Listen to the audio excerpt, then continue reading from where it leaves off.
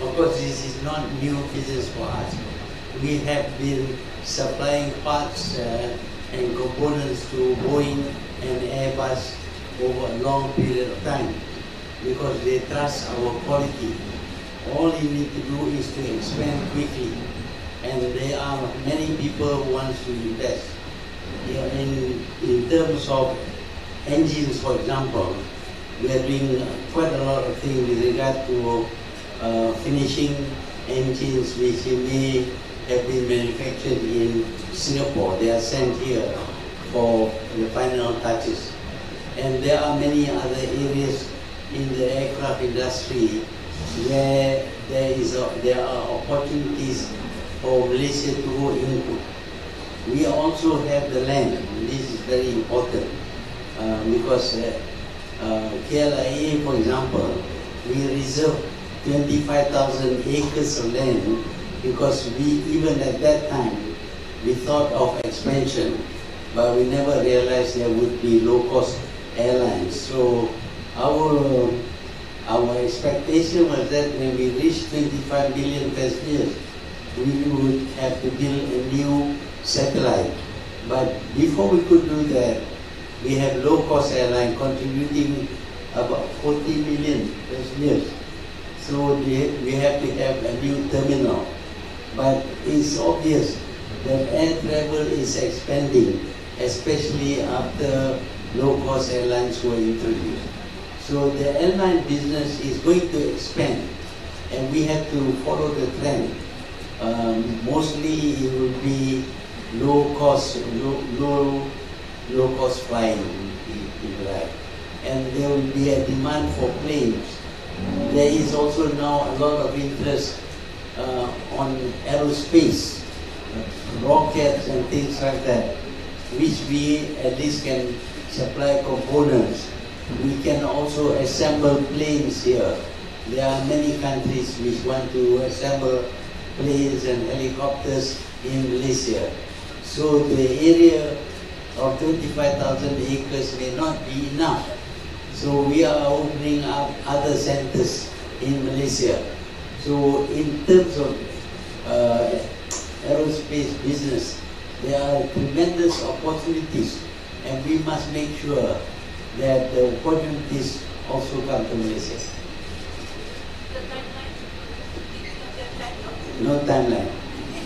We will do it as quickly as possible.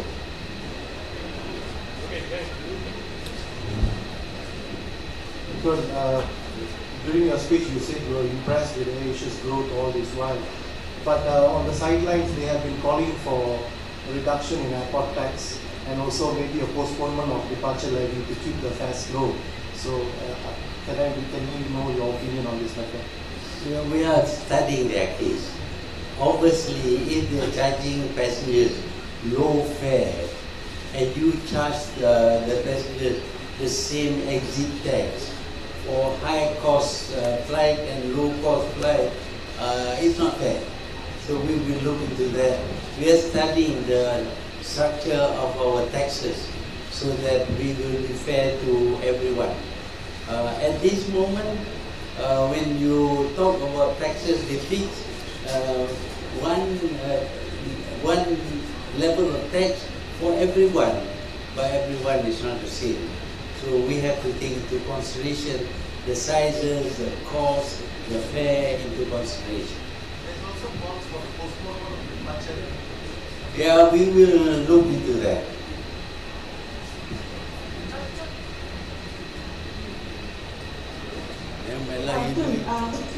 I think HB has filed suits against AirAsia, with the latest being a defamation suit.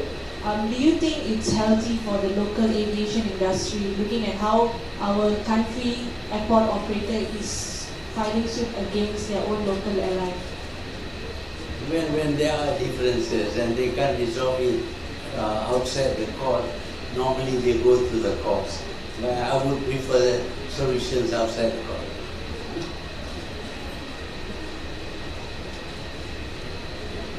Bagi lawan lain sama. Tun, you're right, Mesti. Tun, tadi just now you mentioned not to register a new airline or buy somebody else's license.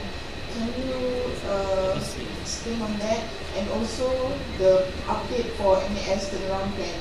Is there any update? Thank you. There's nothing much to talk about much at this moment. We are looking at very many proposals on how they are going to take over MAS and reverse the process and turn it around.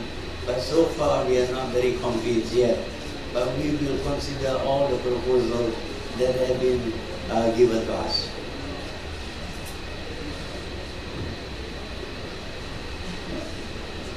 There were reports, quoted sources saying that the cabinet, the government will review the PR status of preacher Mr. Zakir Naik. Can you confirm that? And what is your stand to the call for him to be deported and sent back to Saudi Arabia? Last time you said that Malaysia welcome other countries if they accepting him. But looking at the previous reports, there was stories saying that Saudi Arabia granted him citizenship back in 2017. So is that time for the government to send him back, or you want him to stay? He has a permanent residence status. We can take away that permanent resident status if he does something that is detrimental to the well-being of this nation. At this moment, the police are investigating whether he is doing that or not. Of course, if he is doing that, it may be necessary for us to take away his permanent resident status. And in that case, of course, we may need to take action to prevent him from making such speeches, provocative speeches, which tend to pit the different races against each other. So he has Zakir Naik has riled up a lot of Malaysians over his pendatang statement. Do you think that on behalf of Malaysians you would want to demand for a public apology from him? I don't know about demanding for public apology. I don't think it is going to assuage the anger of many people. So at this moment, we leave it to the police to investigate on the seriousness of the statements that he has made. Tun. Thank you, Tun. Hello. Oh, you. I'm James from Kota Kinabalu, Daily Express Sabah.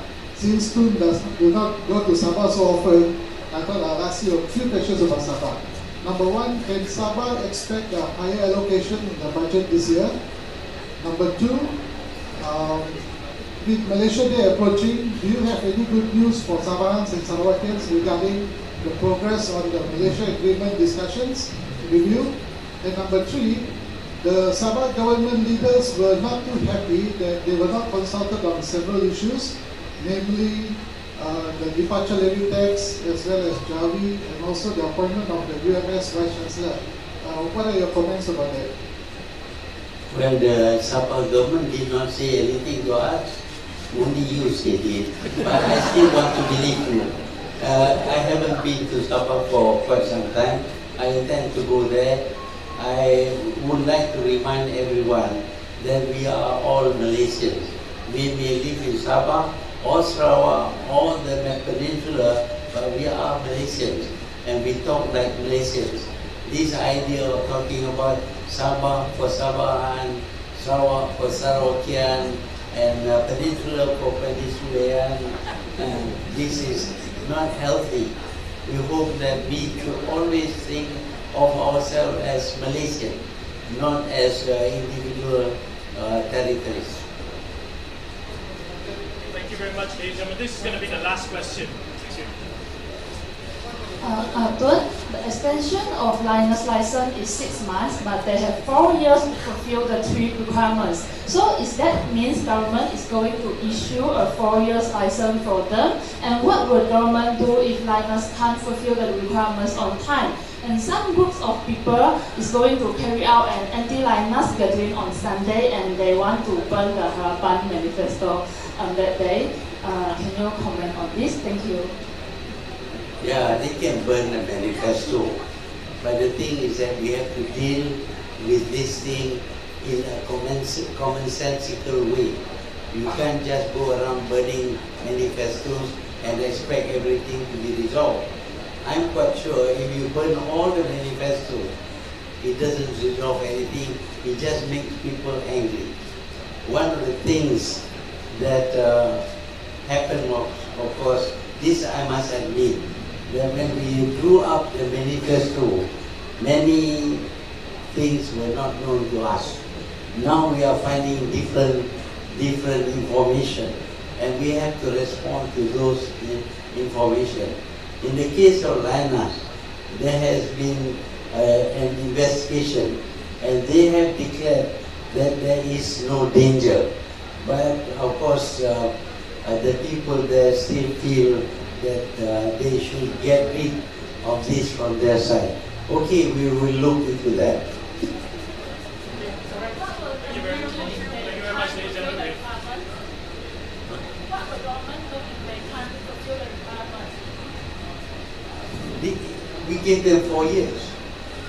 We are not going to chase them out. And so government is going to issue a 4-year license. We fixed it at 6 months now, but we hope to get them to do these things quickly. But if they cannot, for some reason or other, we have to take the reasons into consideration. But how can you know after 6 months whether they can fulfill the requirement within 4 years? It depends on the data we collect.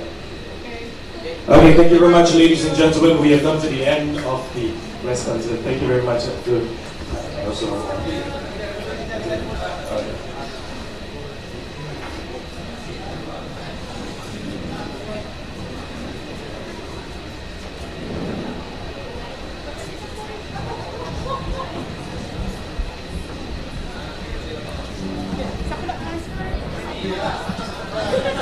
Not mine. This is.